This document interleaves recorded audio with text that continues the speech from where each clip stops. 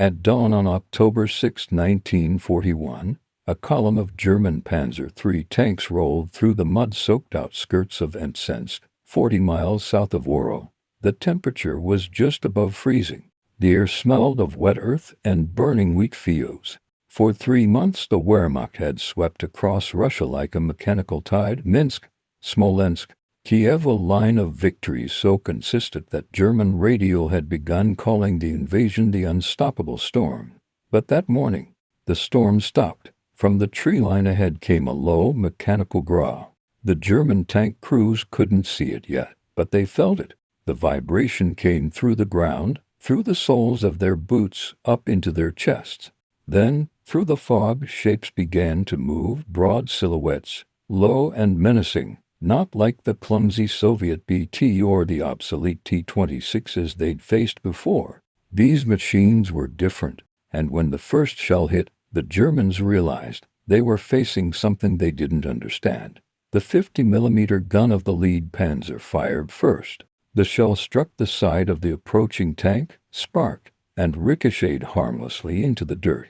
The German commander, Oberleutnant Karl-Heinz Jürgens, swore and fired again. Same results: sparks, smoke, no penetration. Before he could adjust his aim, a thunderous blast erupted from the Soviet tank's main gun. The Panzer III lifted slightly, then crumpled. The turret was ripped open like tin. Jürgens and his crew never had time to see what killed them. The survivors reported what they saw next in stunned disbelief. They moved through our line as if our fire did not exist. One after-action report read, "Shells bounced off their armor like stones from a wall. When the battle ended, 10 German tanks lay burning in the fields near Ensensk. The Soviets lost only 4, and the name T-34 entered the vocabulary of every officer on the Eastern Front." In Berlin, reports reached the OKH, the German Army High Command, within days. General Heinz Guderian, the architect of Blitzkrieg, was at his headquarters near Oral when the first message arrived. He read it twice, frowned, then handed it to his aide. "Impossible," he muttered. "The Russians should not have such machines." The report described a tank that weighed 26 tons, armed with a 76-millimeter gun, sloped armor that deflected hits, and tracks that allowed it to move through mud that swallowed German vehicles whole. It was, as one engineer later said, as if the laws of physics had changed east of Smolensk. The Germans had believed that Soviet industry was primitive, incapable of precision work. Hitler himself had mocked Soviet tanks in a speech the previous year, calling them tractors in disguise, and yet, in the autumn of 1941, those tractors were cutting through panzer columns like a scythe through dry grass. Captured T-34s were sent back to Germany for analysis. At the Kummersdorf proving grounds, engineers and officers gathered around the hulking machine like archaeologists at a dig site. The armor was not only thicker than expected, it was angled. Instead of flat plates, every surface was sloped, increasing its effective thickness and deflecting shells that would have penetrated a panzer. The Germans had never seen such geometry applied so perfectly in a tank. A Waffen engineer reportedly said, "This design did not come from a backward people. It came from someone who understands war." Even the tracks were revolutionary, wide, rugged, able to cross marshes and snow drifts that trapped the narrow-track panzers. The Germans had built machines for roads. The Soviets had built machines for Russia. By mid-October, the front lines were littered with the wrecks of German armor.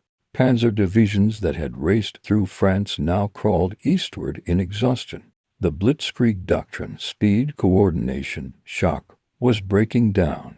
The mud of the Russian steppes swallowed it whole. Field Marshal von Kleist wrote to the High Command, "Our tanks are helpless against this new Russian weapon. Even our best guns cannot penetrate it from the front.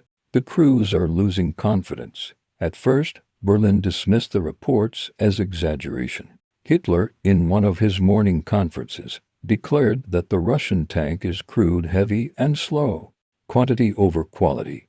But then came the photographs. Columns of burned-out Panzer eased beside untouched T-34s, and then came the field inspections, where even the most loyal officers could no longer deny what they were seeing. A storm of disbelief turned into fear. In early November, Guderian was summoned to the Führer's headquarters in Rastenburg. He arrived with a dossier of after-action reports from Entsensk and Bryansk. The atmosphere was tense. Hitler stood by a large map table, his hands clasped behind his back. When Guderian entered, the Führer didn't look up. "You claim the Russians have a superior tank," Hitler said quietly.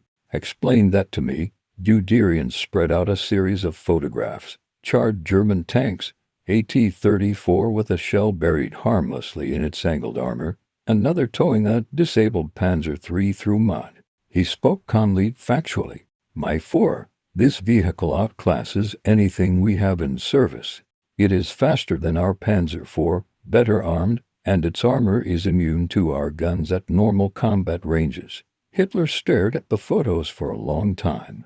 Then he said something that his adjutant later recalled word for word. "If what you say is true, then we have already lost the war." No one answered. The silence lasted several seconds. Finally Hitler turned away and muttered, "We will simply build a better one." That decision to answer the T-34 with a better one would give birth to the Tiger and Panther tanks. But in 1941, those designs existed only as sketches. The men at the front had no such luxury. At Entsensk, the survivors of the 4th Panzer Division began burying their dead. The ground was too hard to dig deep, and the fires still smoldered. A corporal from the 35th Regiment wrote in his diary, "We no longer fight men. We fight steel beasts that our shells cannot kill." German tank crews began improvising desperate tactics. They tried to lure the T-34s into close-range ambushes, to fire at the thinner rear armor. Anti-tank gunners aimed for the tracks, hoping to immobilize the Soviet machines long enough for artillery to finish them. But even then, success was uncertain. By the time the first snow fell over Orel, it was clear. The myth of German invincibility had met its first true test, and failed. In Moscow, the Soviet leadership celebrated quietly. Engineers at the Kharkov locomotive works and the Ural factories knew the price of that success: starvation, exhaustion, production lines running day and night under bombardment. But the machine they had built, simple, durable, powerful, was working exactly as they intended. For the first time since the invasion began, German officers were asking questions, not issuing orders. And those questions would echo through the rest of the war. By December of 1941, the snow over the Eastern Front had buried not just men, but illusions. The same German generals who had promised Hitler victory before Christmas now read their situation reports in disbelief. Guderian's panzers were stopped cold outside Tula. Hoff's divisions were stalled near Kalinin. The Wehrmacht, undefeated in Poland, in France, in the Balkans, was frozen in the mud and snow of Russia. And everywhere along that front one shape haunted the reports: the T-34. At the General Staff headquarters in Zossen, staff officers gathered to review captured Soviet armor. In the courtyard stood a single tank, battered and caked in mud, painted with a red star barely visible through the soot. This one had been recovered near Bryansk, immobilized by a direct hit to the track, abandoned by its crew. It was the first intact T-34 to reach Germany. General Franz Halder, chief of the Army General Staff, ordered a full examination. Engineers, metallurgists, and ordnance officers arrived from Kummersdorf. They circled the machine in silence. One of them, Colonel Hasso von Manteuffel, later recalled, "It looked crude at first, welded seams, rough steel, uneven edges. But it worked. Every detail was practical, functional, and built for war, not for parades." The Germans prided themselves on precision, polished optics, interlocking armor plates, clean engineering. But the T-34 broke every rule of German design philosophy. Its armor was sloped, not vertical. Its suspension, The Christie type allowed incredible speed over terrain that stopped every Panzer dead. Its gun, the F3 for 76.2 millimeters, could punch through a Panzer III front plate from 1,200 meters. The report circulated through the ranks. The verdict was unanimous. This was not a fluke. This was a new generation, Guderian wrote in his diary on November 20, 1941. The Russian T-34 has caused us the greatest difficulties. If the Russians had had more of them, our advance would have been stopped long ago. That single sentence, buried in his notes, revealed what many refused to say aloud. Germany had underestimated its enemy. At Hitler's headquarters, the mood shifted from triumph to fury. The Führer raged at his designers, demanding to know how the Russians had outpaced them. He summoned Ferdinand Porsche, Heinrich Niekamp, and Albert Speer for an emergency conference. Witnesses recalled Hitler slamming his hand on the map table, shouting, "They build better tanks in the East. How could this be? What have you been doing?" Porsche replied cautiously that Soviet factories had one advantage: simplicity. Every component could be made quickly and repaired in the field. German tanks, by contrast, were like watches, finely tuned but fragile. Hitler hated that answer. He wanted power, not humility. He demanded two things that day: a heavy tank to crush the T-34, and a medium tank that could match it in speed and firepower. Those orders became the Tiger and the Panther, but both were still years away. At the front, improvisation was the only answer. Anti-tank units began using 88 mm flak guns in a ground roll, the only weapon capable of piercing a T-34's armor reliably. Crews learned to aim for the lower hull or the rear engine deck, but each engagement was a gamble. Lieutenant Otto Kreis of the 21st Panzer Regiment later wrote, "You couldn't fight a T-34 frontally.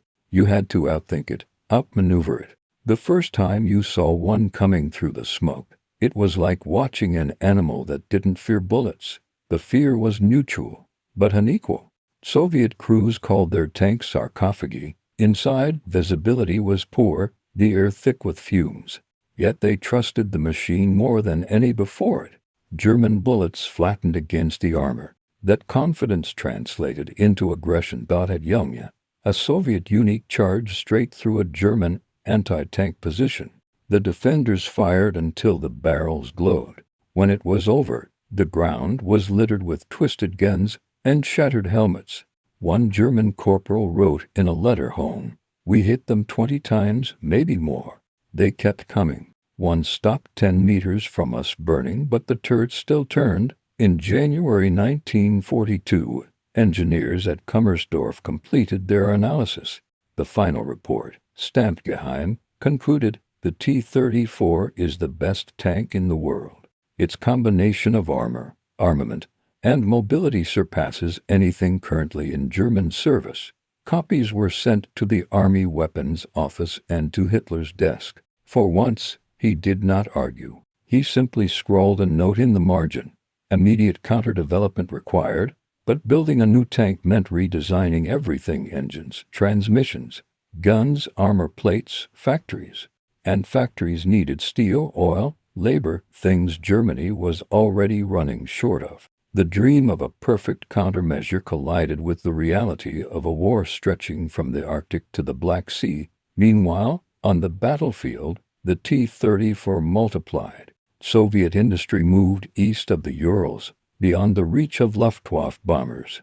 In snow-covered sheds at Nizhny Tagil, Stalingrad, and Chelyabinsk, workers built tanks by hand under freezing lights. By the spring-thaw, the Red Army fielded thousands. German crews began to adapt psychologically, not just tactically. The first sight of a T-34 no longer caused panic, it caused respect. In captured letters, soldiers called it Der Teufel auf Ketten, the devil on tracks. Major General Erhard Raus, commanding the 6th Panzer Division, wrote a candid report. "The Russian tank arm is tactically immature but technically formidable. If they learn to coordinate armor and infantry, we will face a danger far greater than France ever was." The irony was brutal. The Soviet army was learning fast. Each month, new formations appeared, better trained, better supplied, more confident. The Germans, exhausted, began to dig in. Blitzkrieg was over. The war of attrition had begun. By March 1942, captured T-34s were being pressed into German service. Mechanics painted over red stars with black crosses, replaced radios, and tried to keep the foreign engines running on German fuel. Some units loved them. Others cursed them for constant breakdowns. But the message was clear. When your enemy's weapon is better, you steal it. In one report from the 2nd Panzer Army, a captain described the surreal sight of German and Soviet T-34s fighting each other, both painted in gray, both using the same silhouette. Confusion reigned. Some tank battles ended with friendly fire on both sides because no one could tell who was who in the smoke. Back in Berlin, propaganda films avoided the topic entirely. The public saw only triumphant footage, panzers rolling through villages, columns of prisoners, victory marches. The truth was kept inside the steel files of the Oberkommando des Heers. That spring, Guderian visited a frontline unit near Orel. He found a single captured T-34 parked beside 3 wrecked German tanks. He climbed onto its hull and examined the armor. The edges were rough. The welds were crude, but it had survived a dozen hits. He turned to his aide and said quietly, "Remember this machine. It will change everything about how wars are fought." He was right. The T-34 would become the most produced tank of the war, a symbol of endurance and adaptability. For every German innovation, the Soviets built 10 more of these, faster than the Wehrmacht could destroy them. In the frozen forests and fields of 1941-42, the myth of German technological superiority cracked open, not through politics, not through ideology, but through steel, mud, and the shock of realizing that the enemy had built something better. By the summer of 1942, German engineers were racing against time. The order from Hitler was simple and absolute: build me a tank that can destroy the T-34. The problem was that no one could agree on how. At the Krupp Works in Essen, designers studied the Soviet machine like priests reading a sacred text. They measured the slope of the armor plates, the thickness of the glacis, the angle of the turret ring. Everything about the T-34 defied German convention. It was ugly, yet elegant in purpose. It didn't need polish. It needed to survive. At the same time, over 100 miles away in Stuttgart, Ferdinand Porsche was sketching what he called the Burpanzer, a massive steel beast armed with an 88mm cannon. His rival, Henschel, proposed a more practical version, smaller, easier to manufacture. Both projects had one goal: create a tank so powerful that it would erase the memory of the T-34's superiority. The Waffenamt engineers began calling these designs by a new name: Tiger. In January 1942, Hitler personally reviewed the first wooden model of the Tiger. He circled it slowly, touching the turret edges, then the gun barrel. "It must be unstoppable," he said. When his generals mentioned the mechanical complexity, the production cost, and the fuel consumption, he waved them off. "The enemy must fear our weapons. Fear wins battles." That statement captured the paradox of the German war machine, obsessed with perfection, blind to practicality. While the Soviet Union mass-produced simple, robust tanks, Germany pursued a mechanical ideal that consumed resources faster than it created victories. Meanwhile, reports from the front grew darker. The spring thaw turned the fields into swamps. The 6th Army slogged towards Stalingrad, bogged down in mud and logistics. The 2nd Panzer Division near Kharkov reported that its 37mm and 50mm guns were completely ineffective against enemy medium tanks. Guderian's successors begged for something, anything that could match the T-34. In April, the first prototype Tiger rolled out for testing. It was an imposing machine: 57 tons of steel, 100mm of frontal armor, and 88mm KWK-36 gun. On paper, it was the most powerful tank in the world. But it was fragile. Its engine overheated. The gearbox failed. The transmission broke under stress. When one of the prototypes stalled during a demonstration in front of Hitler, the Führer's face turned red. He said nothing, just stared at the smoking vehicle. One witness later said, "You could feel the fear in the air." No one dared to speak. Despite the failures, production was ordered immediately. There was no time for perfection. The Tiger would be rushed into battle, unfinished and tested, but terrifying in appearance. While the engineers struggled, the T-34 continued to evolve. In 1942, the Soviets introduced the T-34-76 Model 1942 with thicker armor, an improved gun mantlet, and a better turret casting. The Red Army was learning, adapting, refining. By the time the Germans fielded their first Tigers in small numbers near Leningrad, the Soviets had already produced more than 10,000 T-34s. Quantity was its own weapon. One German officer summarized the balance bluntly: "Our tanks are jewels. Theirs are hammers. But hammers win wars." At the same time, another project was taking shape. A new medium tank to directly counter the T-34's mobility and sloped armor. Its name, Panther. The design order came in November 1941, but by 1942 the pressure was enormous. Hitler personally inspected the blueprints and demanded that it combine the best features of the T-34 with German precision. The Panther's design borrowed heavily from its enemy: sloped armor, wide tracks, a powerful 75mm high-velocity gun. But every improvement came at a cost: complexity, time, and reliability. At the MAN factory in Nuremberg, workers struggled to keep up. Metal fatigue, overheating, fuel shortages, everything slowed production. By mid-1943, only a few hundred Panthers existed. They would make their debut at Kursk. The German generals knew what was coming. The Red Army had regrouped, rearmed, and reinforced. Intelligence reports described thousands of Soviet tanks massed behind the front, including the new T-34 85s with a larger turret and heavier gun. Field Marshal von Manstein warned that a prolonged confrontation would destroy Germany's armored strength. Hitler refused to listen. "We will crush them with our new weapons," he said. And so, in July 1943, the largest tank battle in history began, the Battle of Kursk. When the first waves clashed near Prokhorovka, the air turned to fire. Tigers and Panthers advanced in columns, their guns roaring, their engines screaming. But the terrain was against them. Soviet defenses, minefields, trenches, anti-tank guns tore through the German advance. Panthers broke down by the dozen before reaching the line. Tigers were formidable but too few. And through the smoke, wave after wave of T-34s came swarming, maneuvering, striking from every angle. A German tanker later wrote, "They came at us in groups of 10, 20, 30. We destroyed many, but more kept coming." It was like trying to stop the sea. By the end of Kursk, the truth was undeniable.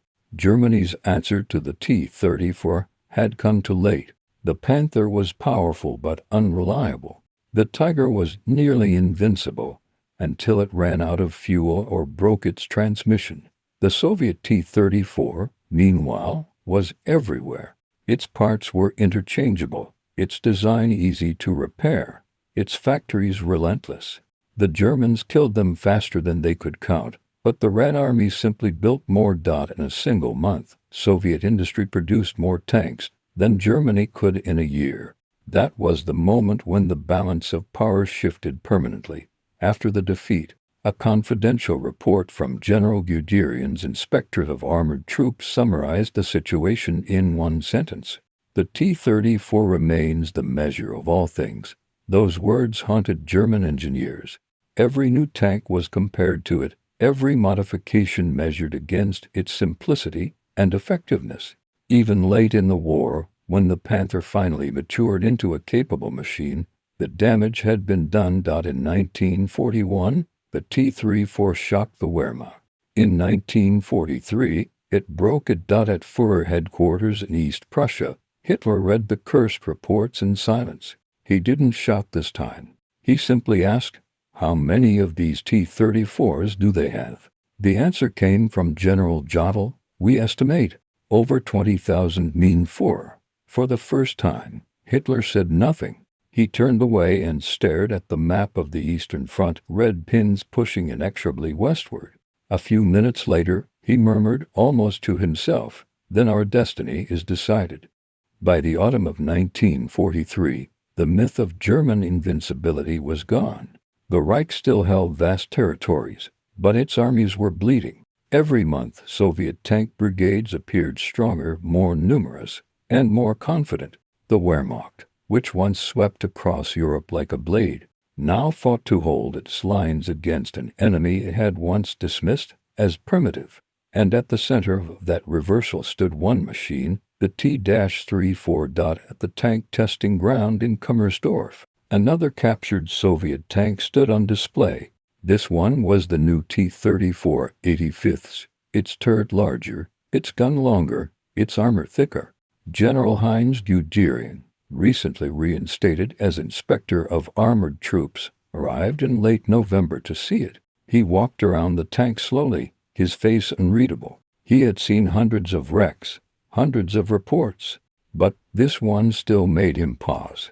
The simple slope lines, the heavy welds, the smell of oil and steel, the essence of practicality. He turned to the engineers standing beside him and said quietly, "Gentlemen, it is a masterpiece of war." No one argued. The men gathered around the T-34 knew that Germany's best minds had spent 2 years trying to match it and failed to surpass it. The Panther was formidable, the Tiger terrifying, but both were fragile luxuries compared to this brute simplicity. Every feature of the T-34 was designed for war, not prestige. And war, by 1943, was all that mattered. Across the front, reports described the same grim reality. German tanks often broke down before reaching the battlefield. They required complex maintenance, specialized parts, and experienced mechanics. Soviet tanks, by contrast, were repaired with hammers and torches in the mud. They ran on cheap diesel. Their engines could be replaced in a field workshop within hours. And when they burned, which they often did, another one appeared behind it the next day. General Hermann Bauch wrote in his after-action report from the Dnieper, "They attack in waves, and when we destroy one, 2 more take its place. It is not courage or numbers that overwhelm us. It is production." That word production became the quiet death sentence of the German war effort. The T-34 was not just a tank. It was the industrial will of a nation made steel. By early 1944, the Soviet Union was outproducing Germany 4-1 in tanks. For every Panther or Tiger that rolled off the line, 5 new T-34s were waiting in the east. Factories in Nizhny Tagil, Chelyabinsk, and Gorky worked day and night. Teenagers, women, and old men assembled tanks in freezing conditions. Engines were tested in snow. Paint froze on armor plates before drying. It didn't matter. Quantity became its own strategy. For every technical weakness, there was another tank to replace it. A German engineer later admitted, "We built tanks for perfection. They built tanks for war." Inside Hitler's bunker at Rastenburg, the mood was brittle. The Führer demanded new designs, more armor, bigger guns. By 1944, he had issued orders for the Maus, a 188-ton supertank that could barely move. It would never see combat. While Hitler dreamed of monsters, the Red Army advanced relentlessly across Ukraine, Belarus, and Poland. The T-34 led every assault. In the ruins of Kiev, captured German soldiers described the sound before they saw it, a low mechanical growl rolling across the snow. Then, out of the mist came the silhouettes, dark, angular, dozens of them, moving with the inevitability of a tide. Machine guns rattled, artillery roared, but still they came. A German officer later wrote, "It felt like facing a wall that moved."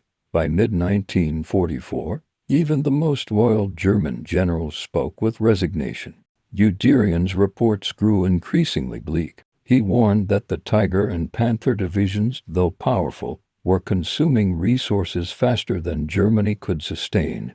Each Panther required 150,000 man-hours to build. A T-34 required 25,000. Every destroyed Tiger meant 6 T-34s could take its place. In one closed meeting, Guderian told Speer directly, "We are losing this war in the factories, not on the battlefield." Speer agreed, but it was too late. The Red Army's advance was unstoppable. Its armored spearheads fueled by the same machines that had shocked the Wehrmacht 3 years earlier. In the final months of 1944, as Soviet tanks crossed into East Prussia, some German commanders began issuing a quiet order to their men: do not engage the T-34 frontally. They had learned what that meant the hard way. Instead, they retreated, ambushed, or tried to survive long enough for air support that rarely came. But the skies belonged to the Soviets now, and beneath those skies, the steel phalanx rolled westward. At night, the rumble of engines echoed across frozen forests. For German infantry, it became the sound of inevitability. They could no longer distinguish one model from another: T-34 76s, T-34 85s. It didn't matter. Each was a symbol of something greater. The turning of history itself got in January 1945. When the Red Army reached the Oder River, a single German war correspondent wrote in his diary, "We laughed at them once. Now we dig graves in the snow for those who laughed." That was the epitaph of the Wehrmacht's arrogance, and the triumph of the machine that had embodied everything they refused to believe: that simplicity could defeat sophistication, that steel without ornament could shatter an empire built on pride. After the war, the captured T-34s stood in Allied test grounds across Europe. British, American, and French engineers studied them with the same fascination the Germans had felt in 1941. They found no luxury, no comfort, only brilliance in restraint. The sloped armor became the new standard in tank design. Every modern tank since the Centurion, the M48, the Leopard, carried traces of its silhouette. Even in defeat, German engineers admitted their respect. In 1946, during post-war interrogations, one of them said, "The T-34 taught us humility. We thought we were the teachers. We were the students." Heinz Guderian lived long enough to see the post-war world shaped by the machine that had humbled his armies. In a private letter, he wrote, "If I could point to one moment when our fate was sealed, it was not Stalingrad, nor Kursk. It was that first morning near Ensensk, when the T-34 appeared through the fog and our shells bounced off its armor. In that instant, the war changed, and so it did." The T-34 was not just a tank. It was the line where faith in invincibility met the truth of endurance. It was the moment when the strongest army in the world realized that technology without simplicity is weakness. It was steel shaped by desperation and made immortal by necessity. By the time the guns fell silent in 1945, over 57,000 T-34s had been built. They rolled through Berlin, their tracks grinding over the cobblestones of a city that had once mocked them. The soldiers who had once feared them stood in ruins, watching the smoke rise. History has many victors, but few symbols. The T-34 was both: a machine born of fear, refined by blood, and remembered as the tank that turned laughter into silence.